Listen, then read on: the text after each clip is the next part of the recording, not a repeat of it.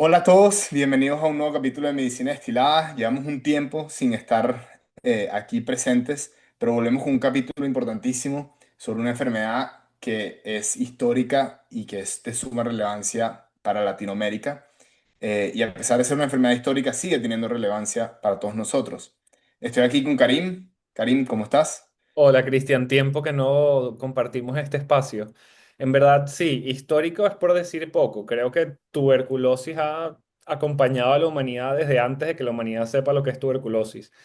Y en el capítulo de hoy vamos a hablar de tuberculosis latente, que es, vamos a decirlo, una de las formas o presentaciones de tuberculosis. Perfecto. En el capítulo de hoy vamos a hacerlo de una forma un poco distinta, en el que no vamos a presentar un caso primero, sino vamos a destilar en varios capítulos los puntos más importantes sobre una enfermedad que es tan extensa. Y obviamente no vamos a poder cubrir absolutamente todo, pero vamos a tratar de dar lo más importante para un internista y para un médico general, sobre todo para residentes o estudiantes de medicina, como siempre. Entonces vamos a empezar con lo más básico y lo más esencial, Karim. ¿Cómo Ok. distinguimos tuberculosis activa de tuberculosis latente? Ok, en verdad es bastante sencillo y es que en la tuberculosis latente no hay ningún síntoma. Nuestro paciente no tiene tos, no tiene fiebre, no tiene pérdida de peso, no tiene dificultad para respirar, no tiene ningún síntoma, no es contagioso y no debería tener ningún hallazgo a nivel de imágenes. Mientras que cuando tenemos un caso de tuberculosis activa, tenemos un paciente que es sintomático, es decir, viene con tos crónica, fiebre, pérdida de peso, pérdida de apetito, que son síntomas muy sistémicos y dependiendo de qué tan avanzada esté la enfermedad, va a tener síntomas respiratorios como dificultad para respirar, tos, esputo, etcétera, etcétera. O locación específico si es una tuberculosis que no está en los pulmones, sino que es extrapulmonar. Y entonces podemos tener los casos de las escrófulas, cuando la tuberculosis está en un ganglio linfático, o los derrames pleurales, cuando la tuberculosis está en la pleura en vez de en el pulmón, entre otras presentaciones. Pero en sí, la tuberculosis latente es asintomática, no contagiosa y no debería tener ningún hallazgo de imagen. Perfecto. Entonces, es una enfermedad silente, no transmisible y que pareciera ser una bomba de tiempo silenciosa que en cualquier momento pueda activarse, ¿no? Sí, de hecho, los pacientes con tuberculosis latente tienen un riesgo de reactivarse de alrededor de 5 a 18% a lo largo de su vida. En los primeros 2 años desde que hacen la conversión en los test o desde que se contagian, por así decirlo, pero su sistema inmune es capaz de retener la infección, el riesgo es de hasta 2,8% en esos 2 primeros años. Es decir, si tienes un paciente que no respondía a los antígenos de tuberculosis en las pruebas para detectar tuberculosis y ahora responde, ese paciente que recién ha sido identificado es quien tiene mayor riesgo de conversión a una tuberculosis activa. Ok.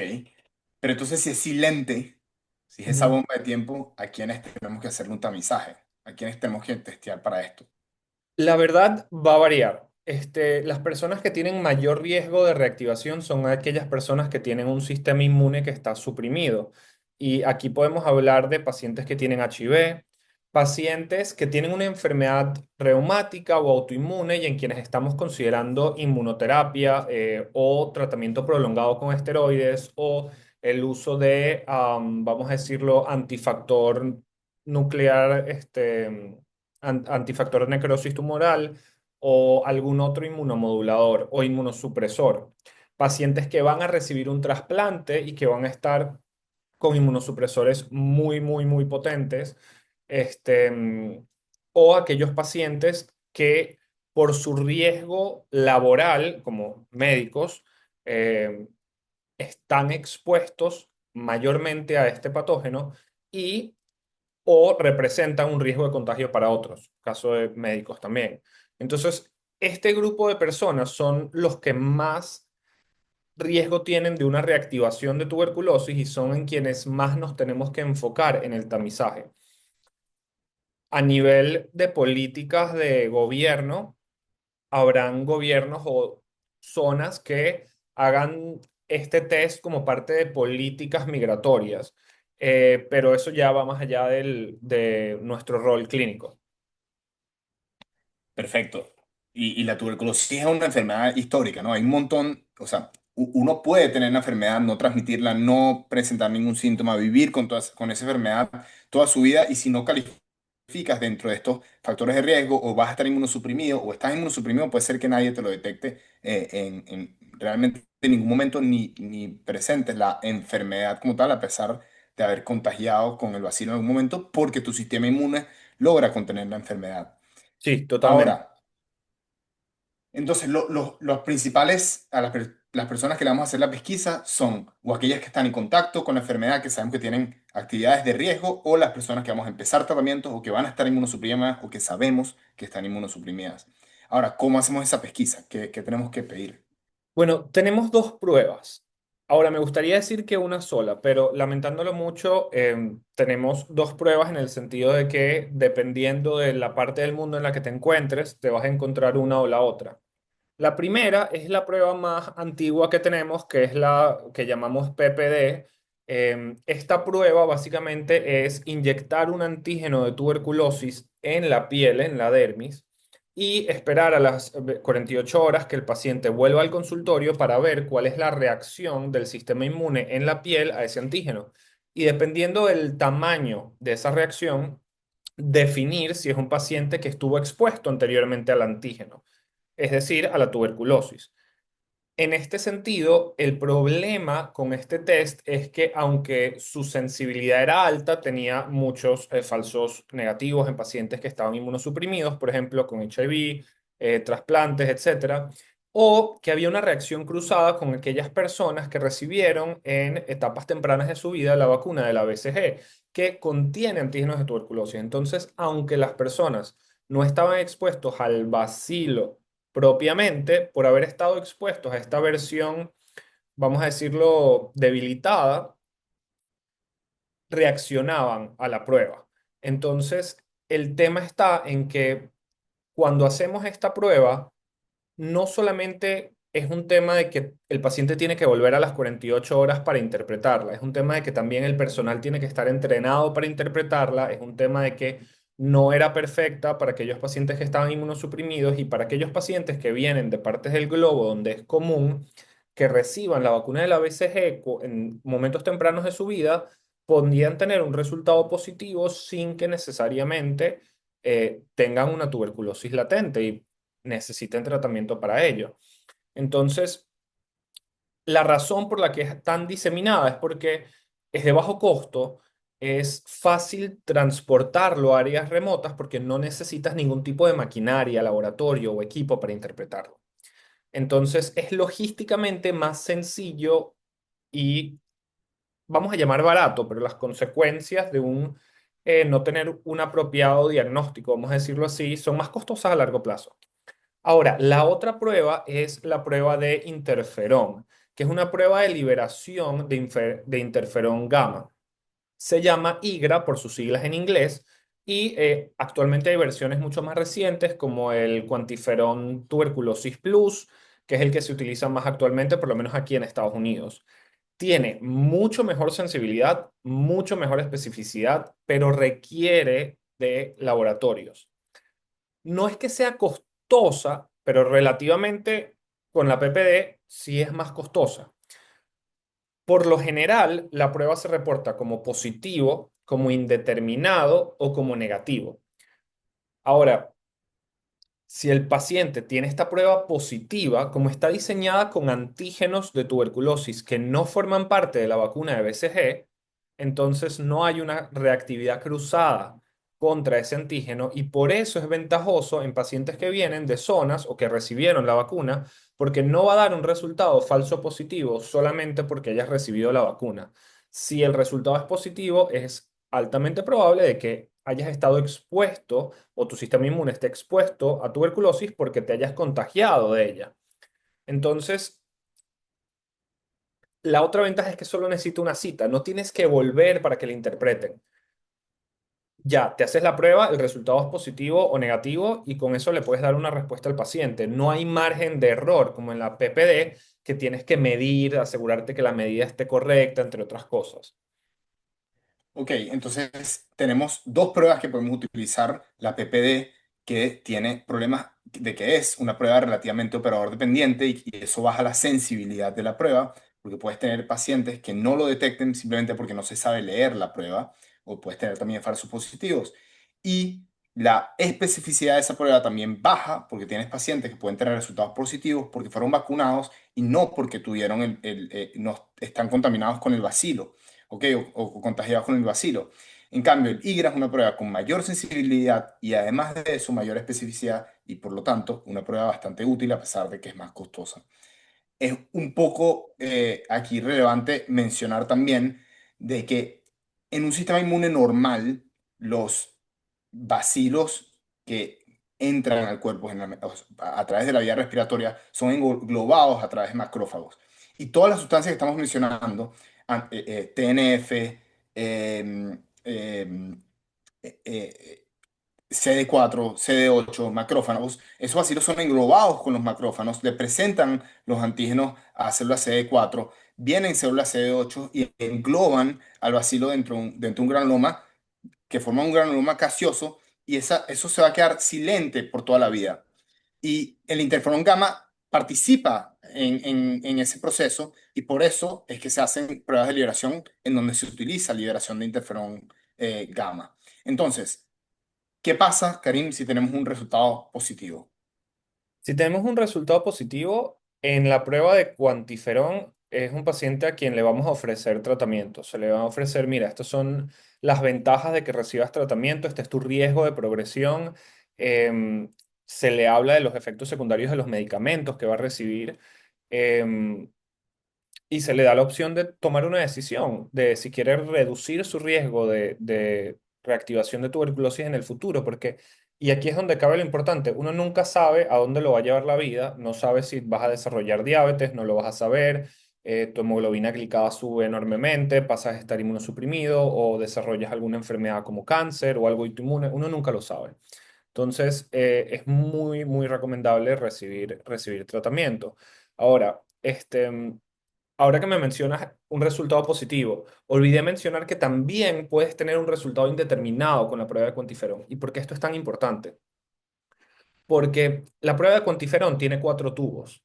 Tiene un tubo que es un control positivo, que es un tubo que va a medir la capacidad del paciente de generar cuantiferón.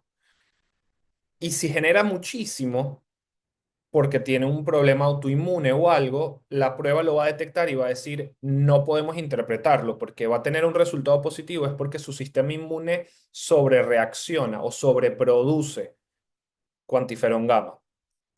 Luego vamos a tener otro control, que es el que va a decir, oye, esta persona está muy inmunosuprimida y aunque el resultado es negativo, no es confiable porque no es capaz de montar una respuesta inmune.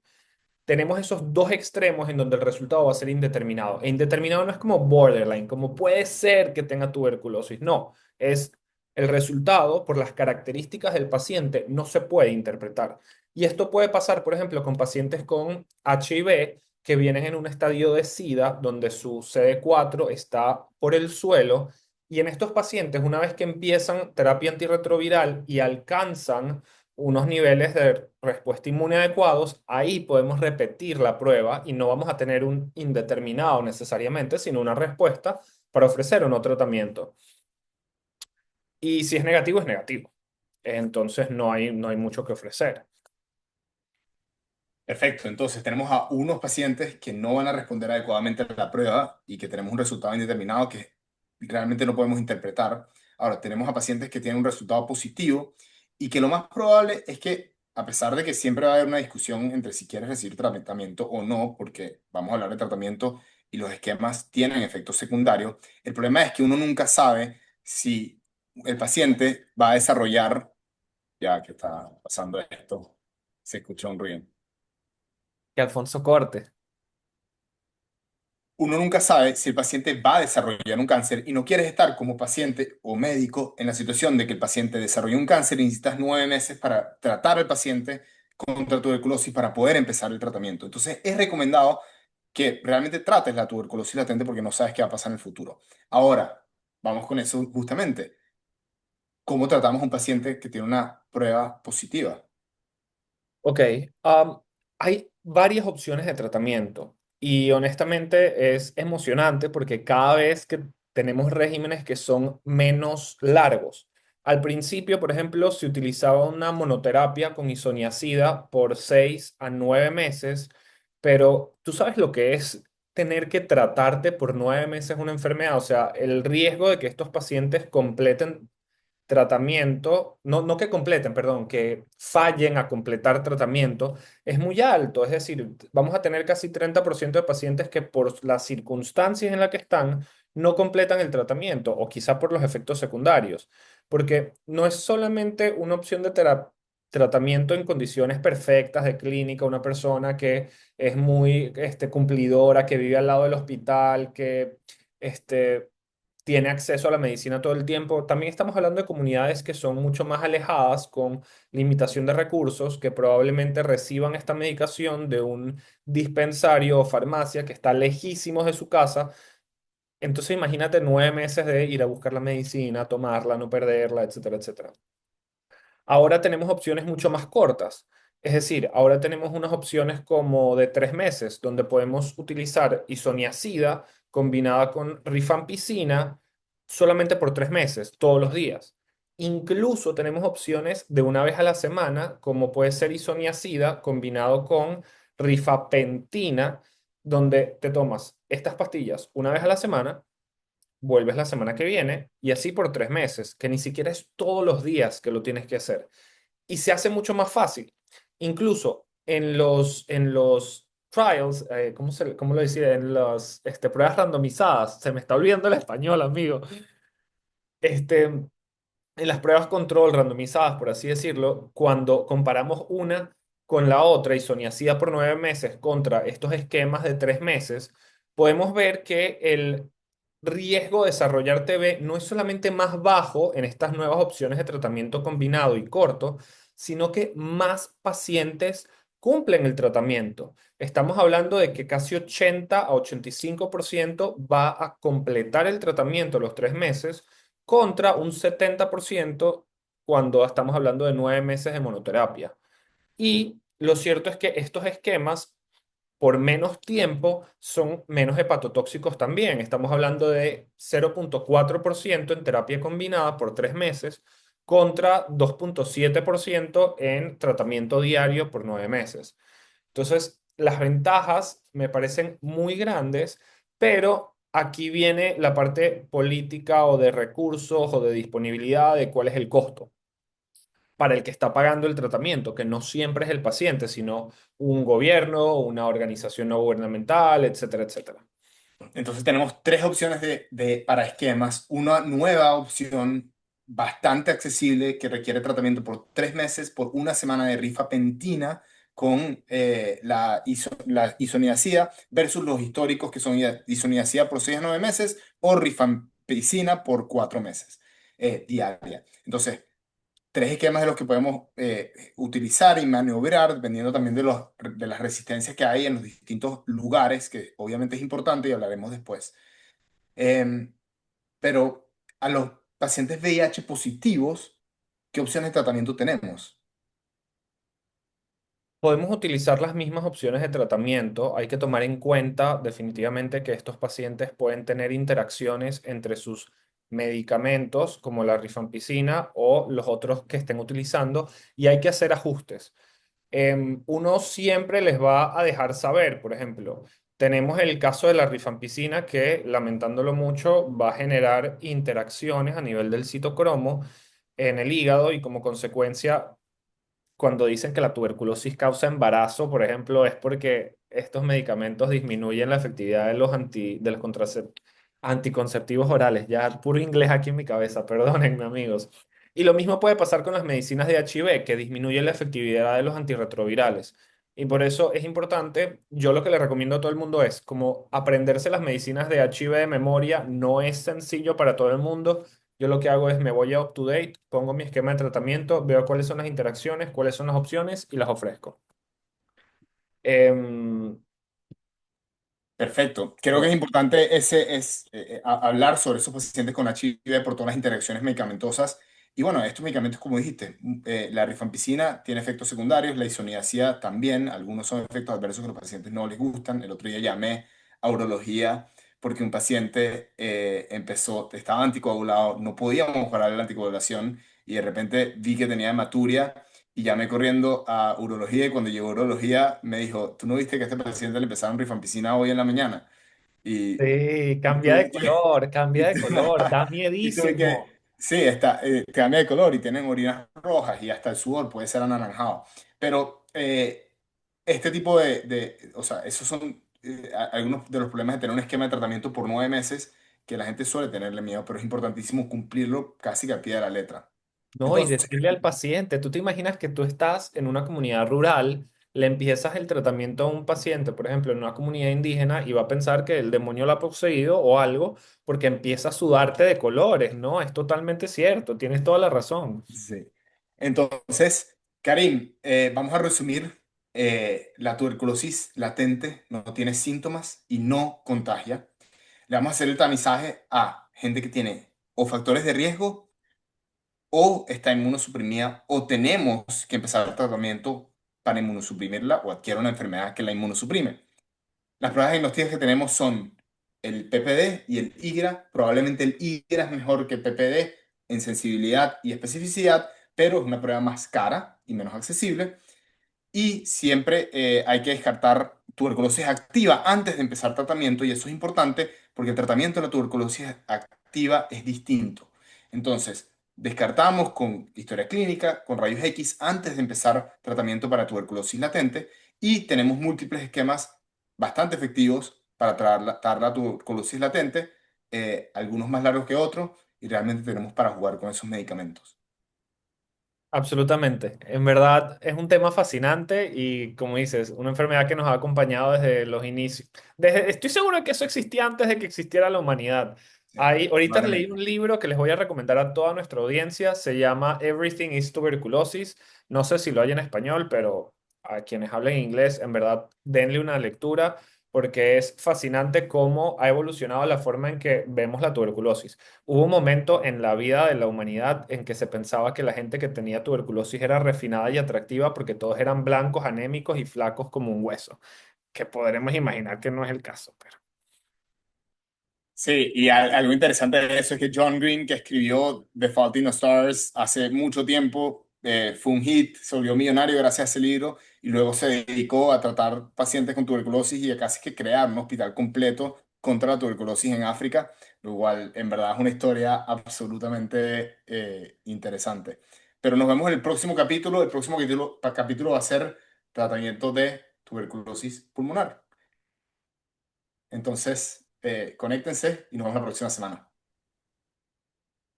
síganos en nuestra página web www.medicinadestilada.com y en nuestras redes sociales Medicina Destilada. Hasta luego.